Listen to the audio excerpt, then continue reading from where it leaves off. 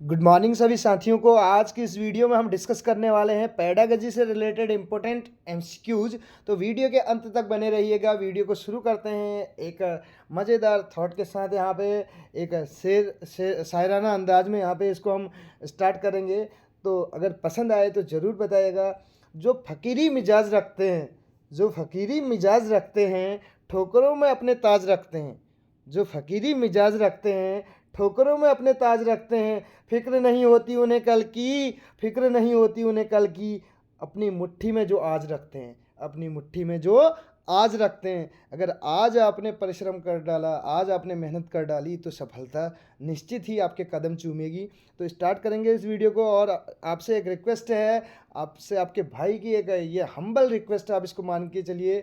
आप video watch करते हैं, फिर से कह रहा हूँ, लास्ट में आप लाइक और कमेंट करना भूल जाते हैं। वो हमारे लिए बहुत ज़रूरी है, वो बहुत मायने रखता है। आपका फीडबैक ही हमें जो है एक मोटिवेशन यहाँ पे देने का काम करता है। अगली वीडियोज़ को यहाँ पे हम भी एक अच्छे वे में यहाँ पे अच्छा सा कंटेंट आपके सामने पेश करें, उसके लिए उस मोटिवेशन की आवश्यकता ज़रूर होती है। हम भी खुद अपने आप को मोटिवेट करते हैं, लेकिन आपके मोटिवेशन की भी हमें आवश्यकता रहती है। तो वो आप ज़रूर दीजिएगा। एक फीडबैक के ज़रिए आपका जो वो रहता है, मैं खुद जो है आपके कमेंट्स को भी रीड करता हूँ, बड़ा अच्छा लगता है। मेरे स्टूडेंट्स भी रीड करते हैं जो इस कार्य में मेरी हेल्प करते हैं कहीं ना कहीं, डायरेक्टली और इनडायरेक्टली। तो उनके लिए भी आप एक लाइक ज़रूर कीजिएगा। स्टार्ट कर रहे हैं पहले क्वेश्चन को। अधिगम के अंतर्दृष्टि सिद्धांत के प्रतिपादक कौन थे? पहले नंबर का क्वेश्चन हमारे पास है, अधिगम के अंतर्दृष्टि सिद्धांत के प्रतिपादक कौन थे? तो इसका आंसर हमें बताना है। इसका करेक्ट आंसर जो होगा उसकी ओर बढ़ेंगे हम। अधिगम के अंतर्दृष्टि सिद्धांत की बात करें तो किसने दिया है? ये दिया है कोहलर ने। किसने दिया है? कोहलर ने।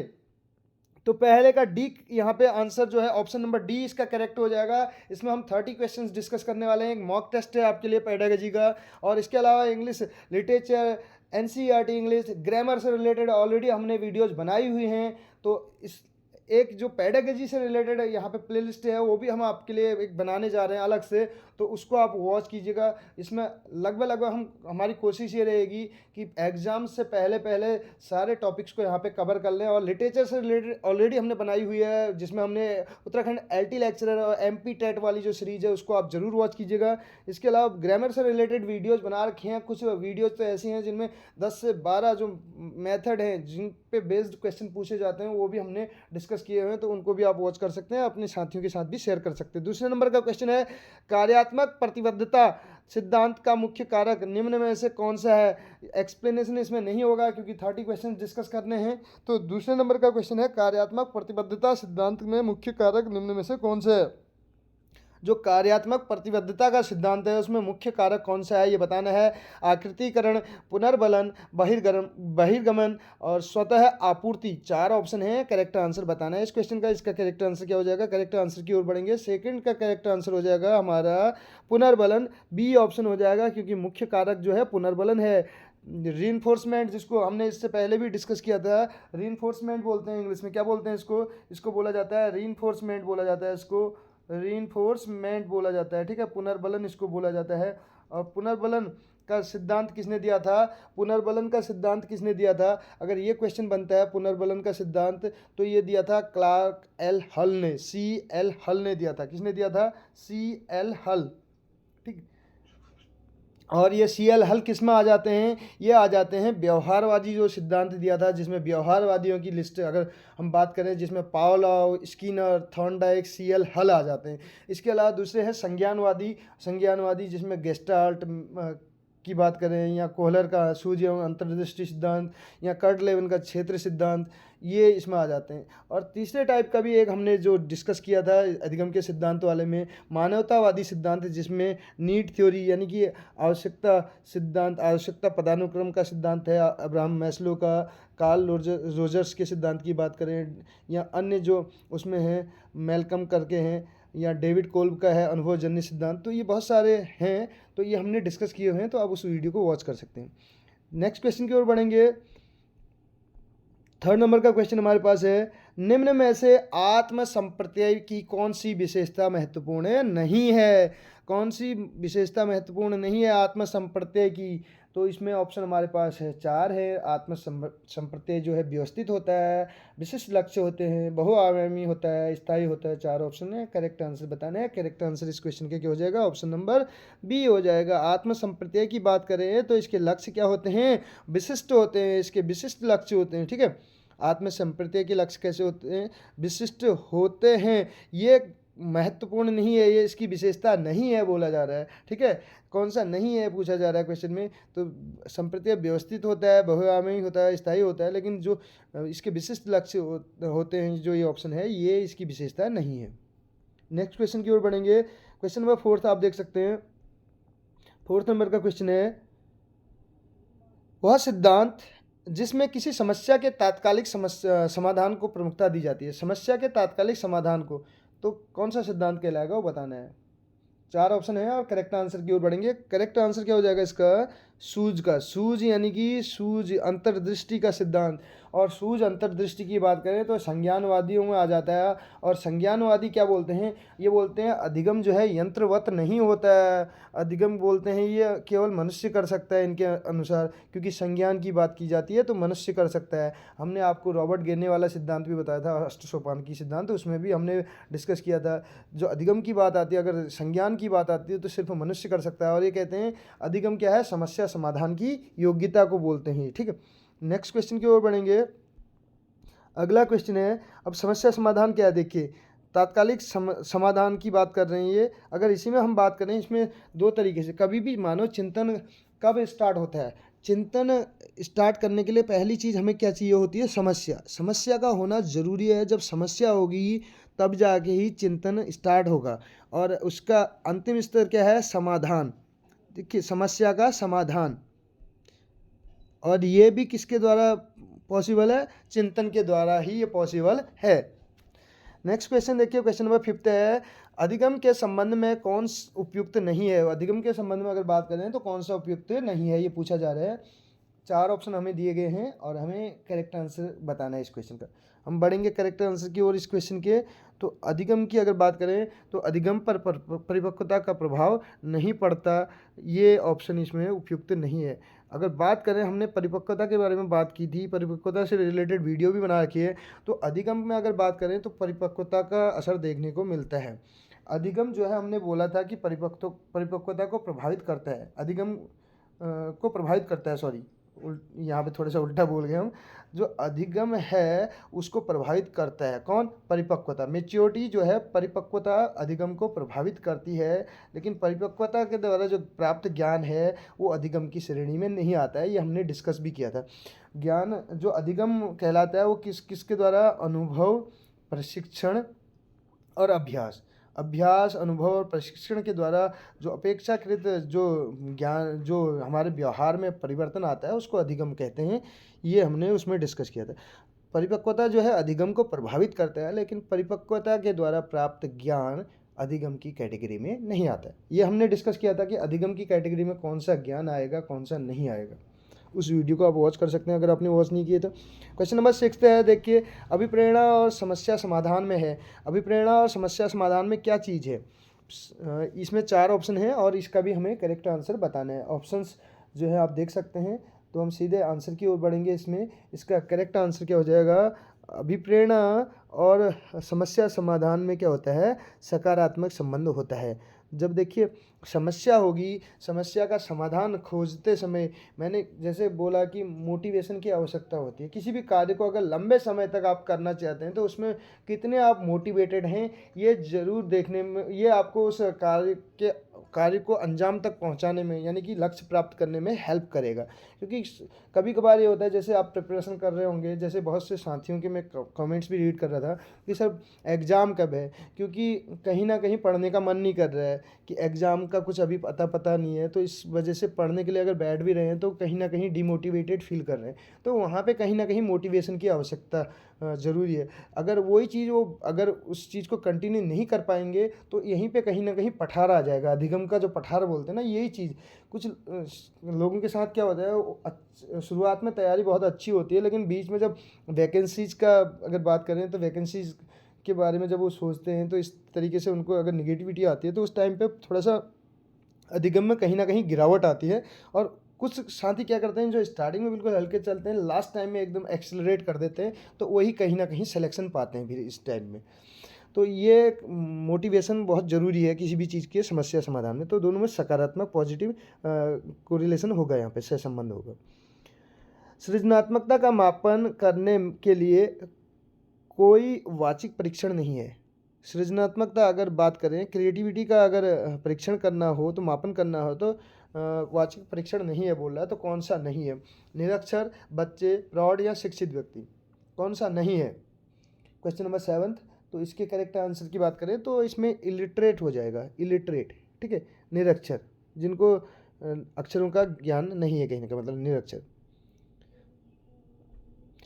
अगला क्वेश्चन है, अभिप्रेरणा चक्र का पहला चरण है। अभिप्रेरणा की बात करें, मोटिवेशन, तो इस चक्र का पहला चरण क्या हो जाएगा?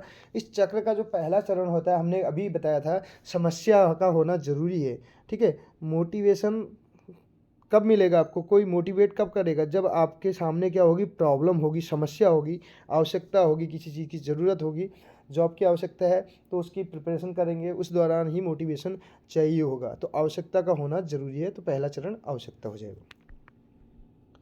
और ये आवश्यकता पदानुक्रम का सिद्धांत किसने दिया है, ये आप बताएंगे, हमने डिस्कस किया भी था इससे पहले भी, इसके बारे में बात की थी।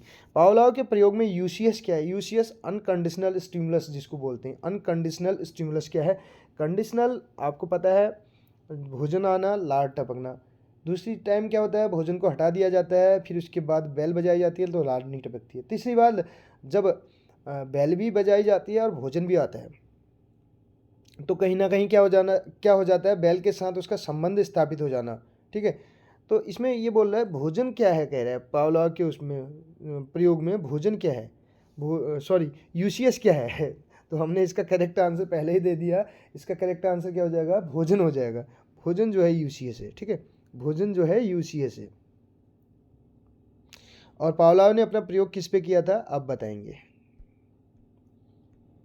अगर आप वीडियोज़ हमारी रेगुलर वॉच कर रहे हैं तो आप इसको ईजिली दे पाएंगे, अदरवाइज़ आपने इतना नॉलेज तो आपने अगर पेडागोजी की प्रिपरेशन कर रहे हैं तो सिंपल सा है, कॉमन सी चीज़ है, ये तो आपको पता होगा ही।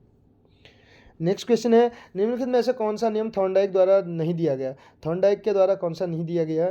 तो इनके द्वारा नहीं दिया गया, जो ऑप्शन नंबर डी हो जाएगा। प्रतिक्रिया का नियम इन्होंने नहीं दिया, इन्होंने अभ्यास का नियम दिया, इन्होंने तैयारी का नियम दिया, लॉ ऑफ रेडीनेस जिसको बोलते हैं, प्रभाव का नियम इन्होंने दिया।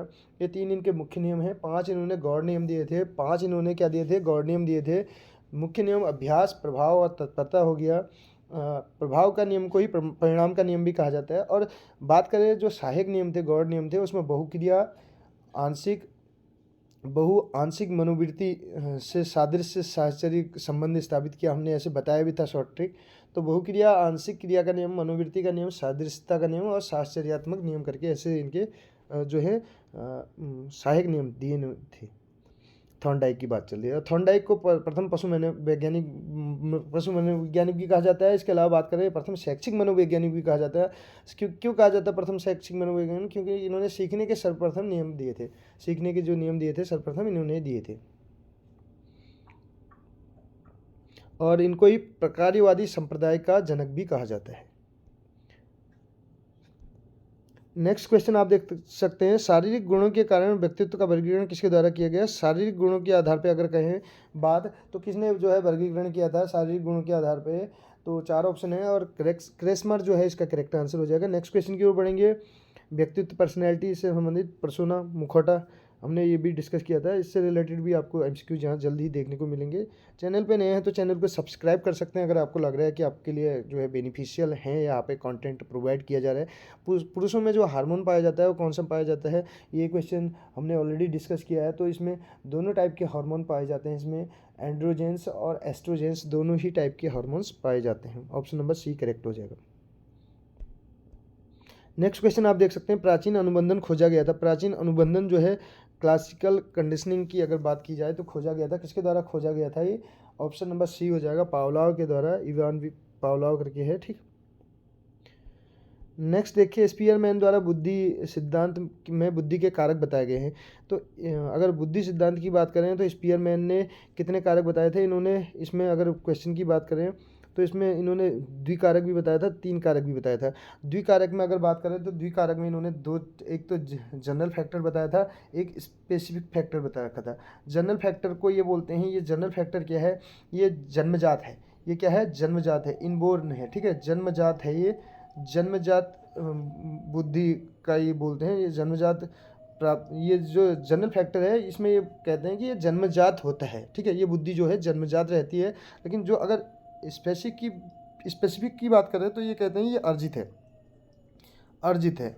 तो अधिकतर मनुष्यों में कौन सी बुद्धि देखने को मिलती है, जन्मजात वाली, ठीक है।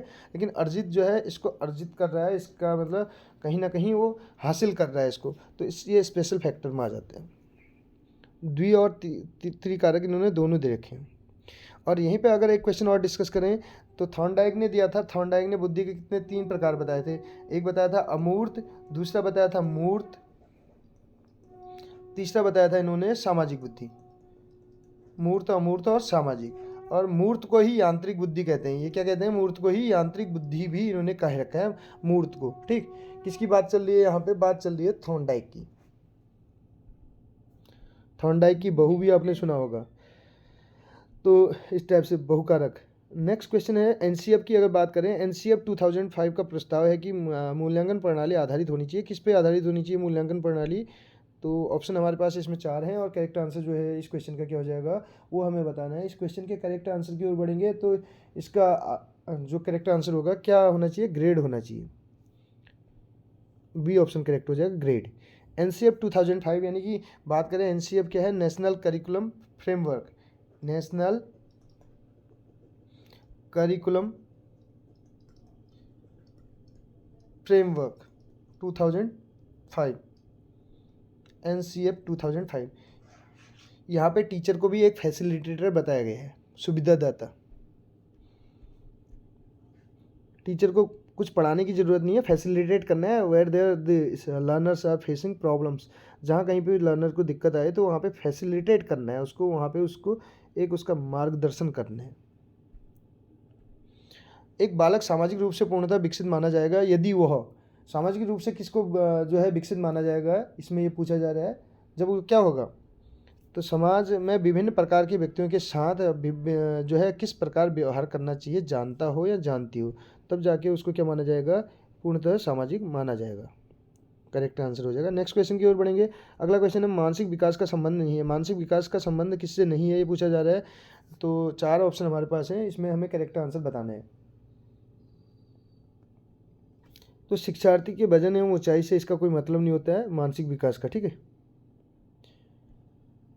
अगला क्वेश्चन है, क्वेश्चन नंबर 18 है, थोड़ा सा स्पीड मेंटेन करते हुए चलेंगे। एक शिक्षक अपने विद्यार्थियों की सदैव इस रूप में मदद करता है कि वे एक विशेष क्षेत्र से प्राप्त ज्ञान को दूसरे विशेष क्षेत्रों के ज्ञान के साथ जोड़ सकें, तो इससे जो वृद्धि होती है वो कहलाती है। अब ध्यान दीजिएगा इस क्वेश्चन में कि अगर जब स्टूडेंट की बात करें या लर्नर की बात करें, एक परिस्थिति में अगर प्राप्त ज्ञान को दूसरी परिस्थिति में अगर वो जोड़ पा रहा है तो इसको क्या बोलेंगे, इसको बोलते हैं ट्रांसफ़र ऑफ लर्निंग। तो इसमें करेक्ट आंसर क्या हो जाएगा इसका करेक्ट आंसर हो जाएगा ज्ञान का सहसंबंध और अंतरण। अंतरण मीन्स ट्रांसफॉर्मेशन ऑफ नॉलेज, ठीक। तो अगर बात करें तो 3 प्रकार बताए हैं इसके अधिगम अंतरण के। तो इसमें एक पॉजिटिव होता है, पहले नंबर का क्या होता है, अगर बात करें इसके करेक्ट आंसर की, आंसर तो इसका ए हो जाएगा। और इसमें 3 प्रकार के जो अधिगम अंतरण बताए हैं उनके बारे में बात कर रहे थे। एक तो पॉजिटिव होता है, धनात्मक, ठीक। दूसरा ऋणात्मक होता है, निगेटिव हो जाएगा दूसरा। और तीसरा हो जाता है ज़ीरो, ट्रांसफ़र ऑफ लर्निंग क्या हो जाएगी, ज़ीरो। जब पहली परिस्थिति में सीखा हुआ ज्ञान दूसरी परिस्थिति में क्या करे, हेल्प करे तो पॉजिटिव होगा। जब पहली अवस्था में आपने जो सीखा हुआ ज्ञान है दूसरी अवस्था में आपको हेल्प ना करके कहीं ना कहीं वहाँ पे क्या कर रहा है, नुकसान कर रहा है, कहीं ना कहीं उसमें बाधा उत्पन्न कर रहा है, तो वो निगेटिव हो जाएगा। और जब पहली परिस्थिति में सीखा हुआ ज्ञान दूसरी परिस्थिति में किसी भी प्रकार से कोई हेल्प ना करे तो उसको ज़ीरो बोलते हैं। तो ये अधिगम का अंतरण है। नेक्स्ट क्वेश्चन की ओर बढ़ेंगे। किशोरावस्था के दौरान विकासात्मक परिवर्तनों के फलस्वरूप होने वाली प्रमुख समस्या है, मुख्य समस्या कौन सी है किशोरावस्था की बात करें। किशोरावस्था के दौरान ड्यूरिंग चल रहा है विकासात्मक परिवर्तन, जो भी जितने भी विकासात्मक परिवर्तन होते हैं उनके फलस्वरूप जो एक मुख्य समस्या होती है वो कौन सी आती है, ये पूछा जा रहा है क्वेश्चन नंबर 19। तो इसका करेक्ट आंसर हमें बताना है। तो इसमें क्या होगा, समायोजन की कमी होगी, कहीं ना कहीं एडजस्टमेंट नहीं हो पाएगा, तो ये मेन दिक्कत आती है। नेक्स्ट क्वेश्चन,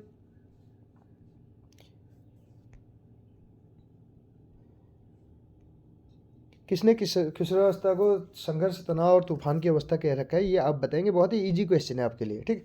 निम्नलिखित में से कौन व्यवहारवादी मनोवैज्ञानिक नहीं है? थॉर्नडाइक हैं, पावलोव भी हैं, स्किनर भी हैं, ब्रूस फ्रेडरिक स्किनर भी हैं, तो इसमें जे एस ब्रूनर करके ब्रूनर जो दे रखा है ये नहीं है। नेक्स्ट क्वेश्चन, पियाजे के अधिगम के संज्ञानात्मक सिद्धांत के अनुसार वह प्रक्रिया जिसके द्वारा संज्ञानात्मक संरचना को संशोधित किया जाता है क्या कहलाता है? संज्ञानात्मक जो प्रक्रिया है उसमें संशोधन किया जाता है, तो उसको क्या बोला जाएगा? Question number 21।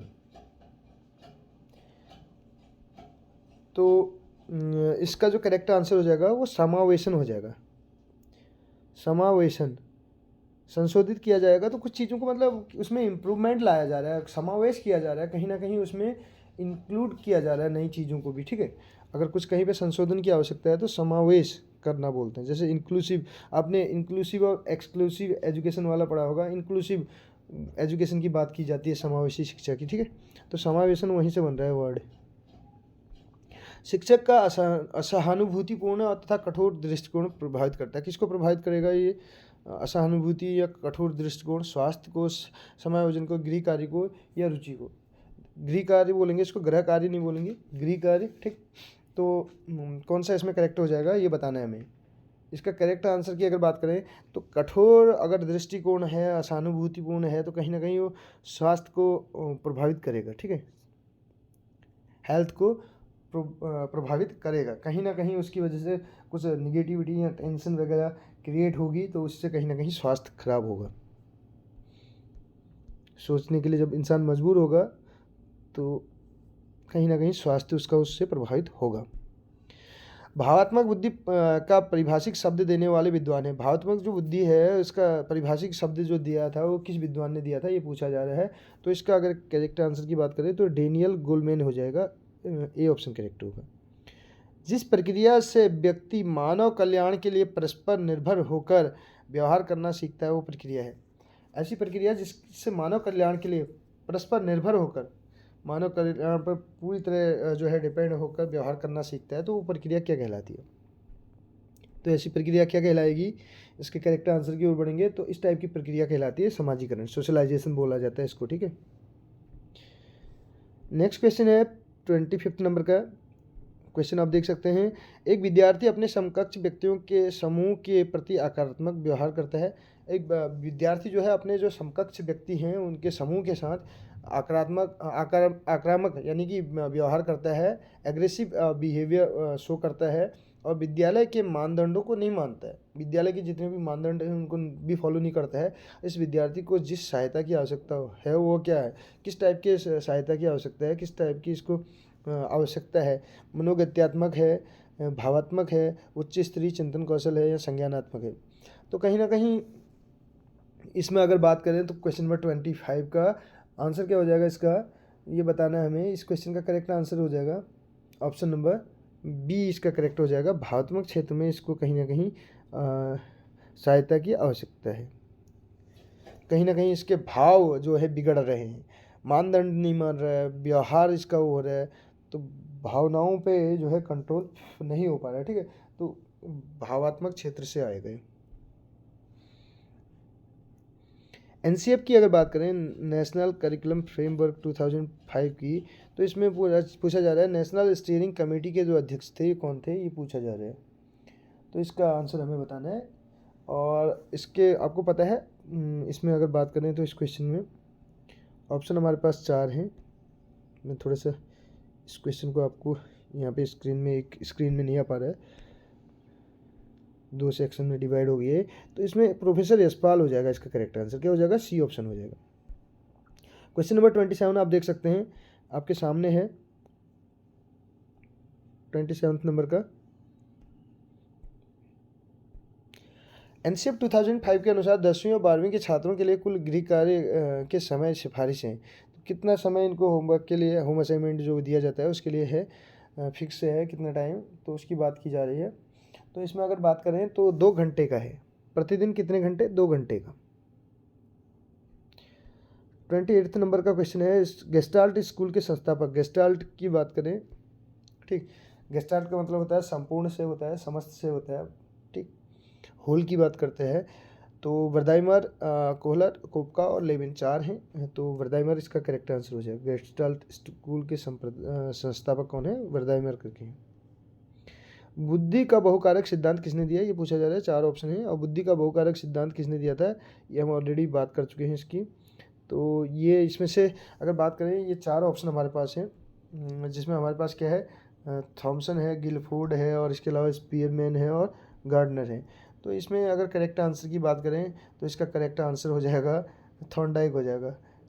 समझ से परे होगा आपके लिए भी ये क्वेश्चन, क्योंकि ऑप्शन इसमें है ही नहीं। थॉर्नडाइक इसका करेक्ट आंसर है। बहुकारक की बात करें तो ये थॉर्नडाइक ने दिया है, तो इसमें इसका करेक्ट आंसर हमें नहीं है। तो बहुआयामी की अगर बात करें तो वो गार्डनर ने देखा है। गार्डनर और उसमें थॉर्नडाइक में कन्फ्यूजन हो रहा होगा कहीं ना कहीं, क्रिएट ये नहीं करना है। गार्डनर का बहुआयामी है और थॉर्नडाइक का बहुकारक है। अभिप्रेरक क्या है? लास्ट क्वेश्चन है इस मॉक टेस्ट का। अभिप्रेरक क्या है? अभिप्रेरक क्या होगा? अब इसमें 4 ऑप्शन है, व्यवहार का आंतरिक स्रोत, व्यवहार का बाह्य स्रोत, वास्तविक स्रोत या कोई नहीं। अभिप्रेरक वो होता है जो आपको इंटरनली मोटिवेट करे, ठीक है। बाहरी चीज़ से क्या होगा, जब तक वो चीज़ आपको बाहरी रूप से मोटिवेट करेगी तब तक ही आप मोटिवेटेड रहेंगे। अगर आप इंटरनली मोटिवेटेड हैं तो कहीं ना कहीं वही अभिप्रेरक कहलाता है। तो इसमें ए ऑप्शन करेक्ट हो जाएगा। तो कैसा लगा आपको ये जो प्रैक्टिस है, मॉक टेस्ट हमने यहाँ पे जो प्रोवाइड किया? ज़रूर बताइएगा। मिलते हैं अगली वीडियो में। Thank you so much.